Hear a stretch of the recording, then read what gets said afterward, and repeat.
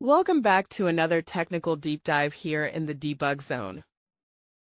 Today we're tackling a big question and breaking it down with insights from other users.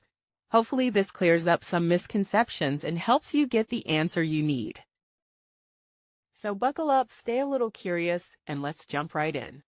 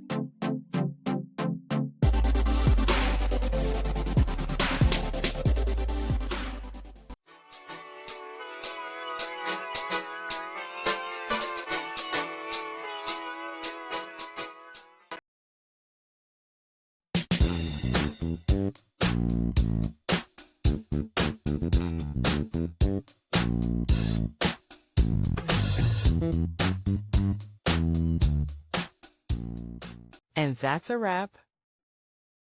I hope you found the answer you were looking for. If you did, take a second to hit that subscribe button. It really helps out. And let me know in the comments which solution worked best for you. See you next time in the debug zone.